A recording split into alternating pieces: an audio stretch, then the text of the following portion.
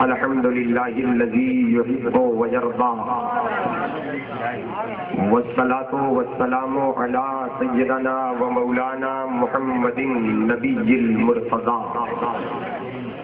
وعلى آلہ واصحابہ الہدی اما بعد فاعوذ باللہ من الشیطان الرجیم بسم اللہ الرحمن الرحیم هو الذی ارسل رسولہ بالہدی ودین الحق آمنت باللہ صدق اللہ العظیم وبلغنا رسولہ النبی الکریم ونحن على ذلك لمن الشاهدين والشاكرين والحمد لله رب العالمين مصطفیٰ جان رحمت پہ لاکھوں سلام، شمع بزم ہدایت پہ لاکھوں سلام، شہر یار ارم تاجدار حرم، نوبہار شفاعت پہ لاکھوں سلام، ہم غریبوں کے آقا پہ بے حد درود، ہم فقیروں کے ثروت پہ لاکھوں سلام، شب اسرا کے دولہا پہ دائم درود، نوشہ بزم جنت پہ لاکھوں سلام، بھینی بھینی مہک پر مہکتی درود، پیاری پیاری نفاست پہ لاکھوں سلام، رب اعلیٰ کی نعمت پہ اعلیٰ درود، حق تعالیٰ کی منت پہ لاکھوں سلام۔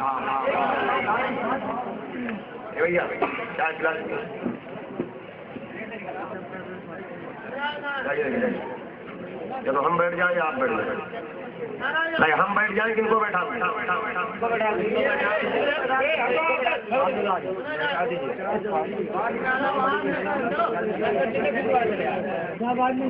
حضرات گرامی، معزز ملت اسلامیہ، افراتفری کا ماحول بند کرو، کوئی اٹھک بیٹھک نہ کرے، بغور محبت سے سماعت فرمائیں، بزم پاک مصطفیٰ ہے، محفل پاک کا بھرپور احترام کیا جائے۔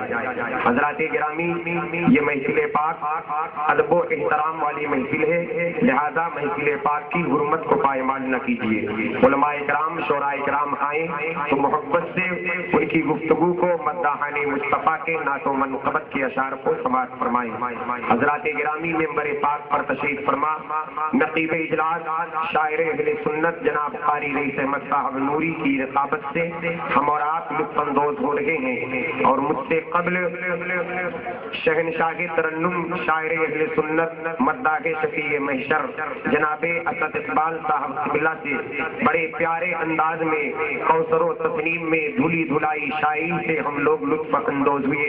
ابھی میرے بات پھر آپ کو ان سے نعت و منقبت کے اشعار سماعت فرمانے ہیں، تو لہذا محبت و عقیدت کے ساتھ بیٹھیے۔ علماء کرام کے بیانات سماعت فرمانے ہیں۔ خطیب الہند حضرت علامہ سلطان رضا صاحب قبلہ تشریف فرما ہے، ان کے خطاب نایاب سے ہمیں اور آپ کو فیضیاب ہونا ہے۔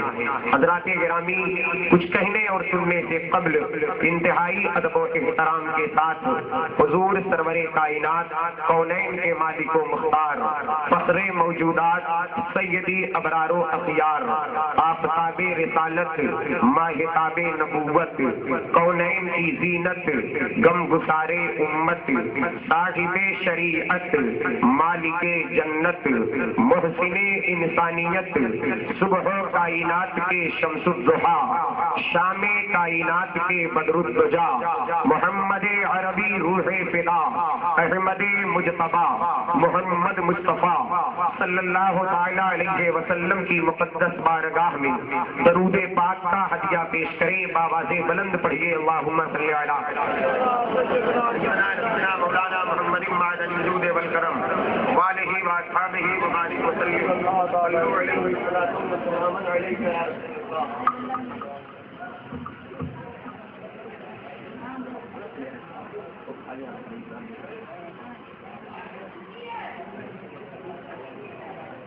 علیہ صلاۃ و سلام یا رسول اللہ صلاۃ و سلام علیک یا حبیب اللہ صلی اللہ تعالی علیہ وسلم۔ حضرات گرامی، آج کی تقریر میں اور محبت سے آپ کو 3 باتوں کو سماعت فرما کر اپنے ذہن میں نوٹ کرنا ہے۔ اول نمبر پر مجھے یہ بتانا ہے کہ میرے سرکار نور ہے۔ دوسری بات مجھے یہ بتانی ہے کہ میرے سرکار تمام جہان میں لاجواب ہے، بے مثال ہے، سب سے انوکھے ہیں، سب سے الگ تھلگ ہے۔ اور تیسری بات مجھے یہ بتانی ہے کہ پروردگار عالم اپنے محبوب کو اس کائنات میں بھیجا تو بھیجنے کا مقصد کیا تھا، بھیجنے کی غرض و غایت کیا ہے، بھیجنے کے مطلب کیا تھا۔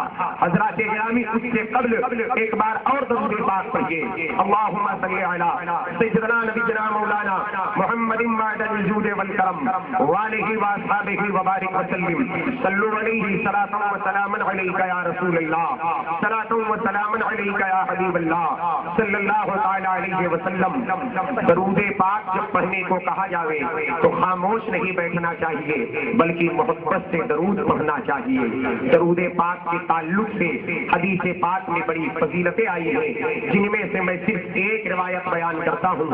آپ کی کوتاہیوں کو دیکھ کر 5ویں صدی ہجری کی عبقری شخصیت حضور سیدنا حجت الاسلام امام غزالی رحمۃ اللہ تعالی علیہ اپنی کتاب مکاشفۃ القلوب میں تحریر فرماتے ہیں کہ رب کائنات نے حضرت موسیٰ علیہ السلام پر وحی نازل فرمایا اور فرمایا، اے موسیٰ پیغمبر، اگر تم چاہتے ہو کہ میں تمہاری آنکھ میں تمہارے بصارت سے زیادہ قریب ہو جاؤں، تمہارے کان میں قوت سماعت سے زیادہ قریب ہو جاؤں، تمہارے جسم میں روح سے زیادہ قریب ہو جاؤں، تمہارے ہاتھ میں طاقت سے زیادہ قریب ہو جاؤں، تمہارے زبان پر کلام سے زیادہ قریب ہو جاؤں، تو حضرت موسیٰ نے کہا، مولا سب کی تمنا یہی ہے کہ تیرا قرب مل جائے، مولا تیری قریبی بن جائے۔ وہ بندہ کتنا خوش نصیب ہوگا۔ الہ العالمین، تیرے ہی رضا کے خاطر، تیرے ہی قرب کے خاطر ہم تمام مصائب و الام کو برداشت کرتے ہیں۔ اے میرے معبود، ہمیں کرنا کیا ہوگا؟ تو ہمارے قریب ہو جا، ہم تیرے قریب ہو جائیں۔ اے اللہ، یقیناً تو میرے قریب ہو جا، میری آنکھ میں نور سے زیادہ قریب ہو جا، کان میں سننے سے زیادہ قریب ہو جا، ہاتھ میں طاقت سے زیادہ قریب ہو جا، جسم میں روح سے زیادہ قریب ہو جا، زبان پر گفتگو سے زیادہ قریب ہو جا۔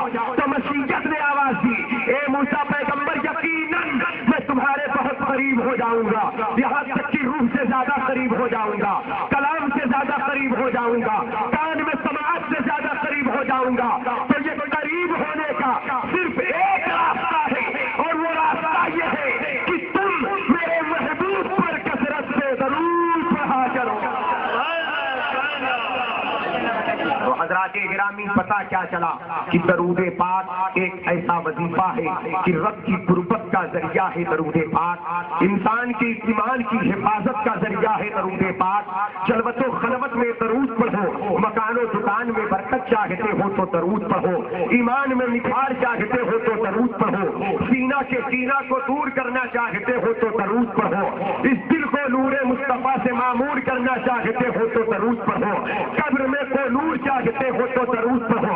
ارے جب درود پڑھنے والا درود پڑھتا ہے تو اس کا باطن بھی چمکدار ہوتا ہے، اور باطن کا عکس جب ظاہر پر پڑتا ہے تو اس کے چہرے پر بھی نکھار ہوتا ہے۔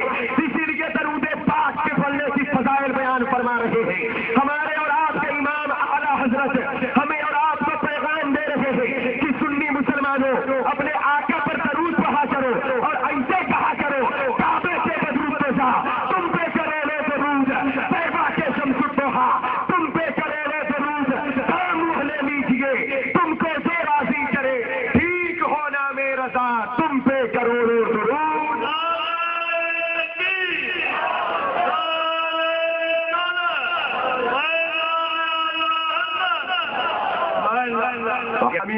اب کوئی خاموش نہ بیٹھے، آقا کونین صلی اللہ علیہ وسلم کی الفت میں تڑپ کر گنبد خضرا شریف کو جالیوں کا نظارہ کرتے ہوئے، جنت کی کیاریوں کا دیدار کرتے ہوئے، سرکار دو جہاں صلی اللہ علیہ وسلم کی محبت میں اپنی زبان کو حرکت دیجیے اور زبان پر یہ صدا جاری کیجیے، پڑھیے اللہم صلی علی سیدنا نبینا مولانا محمد معدن الجود والکرم وآلہ وآصحابہ وبارک وسلم صلو علیہ صلاۃ و سلاما علیک یا رسول اللہ صلاۃ و سلاما علیک یا حبیب اللہ صلی اللہ تعالی علیہ وسلم. میرے سرکار نور ہے, نور ہے. کیسے نور ہے حضرات گرامی؟ آؤ ذرا دیکھتے چلو. کوئی لمبی چوڑی میں تفصیل نہیں بیان کروں گا, بس اتنا سمجھنا ہے کہ میرے مصطفیٰ نور ہے. اعلیٰ حضرت فرماتے ہیں کہ یا رسول اللہ میں گدا تو بادشاہ, بھر دے پیالہ نور کا, نور دن دونا تیرا دے ڈال صدقہ نور کا. مصطفیٰ نور ہے, ہم بولے تو انکار کر دینا, رسول اللہ کی بات ہو تو قبول کر لینا. حضرات گرامی, رب کائنات نے اپنے محبوب پر وحی نازل فرمایا کہ میں ایک چھپا ہوا خزانہ تھا. جب میری مشیت ہوئی کہ میں جانا جاؤں, جب میری مشیت ہوئی میں پہچانا جاؤں, جب میری مشیت ہوئی کوئی مجھے جانے, کوئی میرا عابد ہو میں اس کا معبود بنوں, کوئی میری مخلوق ہو میں اس کا خالق بنوں. تمام تر حسن و جمال, تمام جلال, تمام کمال کے ساتھ پروردگار کی ذات موجود ہے, مگر جاننے والا کوئی نہیں, پہچاننے والا کوئی نہیں ہے. تو جب رب نے چاہا میں جانا جاؤں تو اپنے ہی نور سے ایک پیکرے جمیل کو تیار فرمایا, ایک ایسے حسین کو تیار فرمایا کہ حسن جس کی ملاحت کی قسم کھائے. وہ کون حسین ہے جو سب سے پہلے وجود میں آ رہا ہے, وہ کون بے مثال ہے. آؤ اس کا فیصلہ لینے کے لیے میں آپ کو اپنے آقا کی مقدس بارگاہ میں لے چل رہا ہوں. سرکار دو جہاں صلی اللہ علیہ وسلم کی مقدس بارگاہ ہے. صحابی رسول حضرت جابر بن عبداللہ حاضر آتے ہیں اور عرض کرتے ہیں میرے آقا رب کائنات نے سب سے پہلے جس چیز کو پیدا فرمایا وہ کیا ہے؟ سرکار فرماتے ہیں جابر وہ میرا نور ہے. پھر حضرت جابر نے کہا میرے آقا اس کے بعد کیا ہوتا ہے؟ سرکار فرماتے ہیں کہ میرے رب نے جہاں چاہا میں دورہ کرتا رہا, میں آتا رہا جاتا رہا, پھر میرے ہی نور کو 4 حصوں میں تقسیم کر دیا. پہلے حصے سے قلم کو پیدا فرمایا, دوسرے حصے سے لوح محفوظ کو پیدا فرمایا, تیسرے حصے سے عرش اعظم کو پیدا فرمایا, چوتھے حصے کو پھر 4 حصوں میں تقسیم کر دیا. پہلے حصے سے عرش کو اٹھانے والے فرشتوں کو پیدا فرمایا, دوسرے حصے سے باقی تمام فرشتوں کو پیدا فرمایا, تیسرے حصے سے رب کائنات نے آسمانوں کو پیدا فرمایا, چوتھے حصے کو پھر 4 حصوں میں تقسیم کر دیا. پہلے حصے سے زمین کو پیدا فرمایا, دوسرے حصے سے زمین کی ساری مخلوقات کو پیدا فرمایا, تیسرے حصے سے رب کائنات نے انسان کی آنکھوں میں نور پیدا فرمایا, چوتھے حصے سے انسان کو عقل سلیم معرفت اور سمجھ عطا فرمائی. تب پتہ کیا چلا؟ اب زمین سے پوچھو اے زمین تیرا وجود کیسے ہے, آسمان تیرا وجود کیسے ہے, شمس و قمر تمہارا وجود کیسے ہے, پور و سلمان تمہارا وجود کیسے ہے, جنت و رضوان تمہارا وجود کیسے ہے, دریا کی روانی تیرا وجود کیسے ہے, موجو کی طغیانی تیرا وجود کیسے ہے, سمندر کی سیلانی تیرا وجود کیسے ہے, پھولوں کی مہک تیرا وجود کیسے ہے, کلیوں کی چٹک تیرا وجود کیسے ہے. تو جب آپ سوال کرو گے تو بیک وقت ساری کائنات سے ایک آواز اٹھے گی, چاند کی چاندنی یہی کہے گی, سورج کی روشنی یہی کہے گی,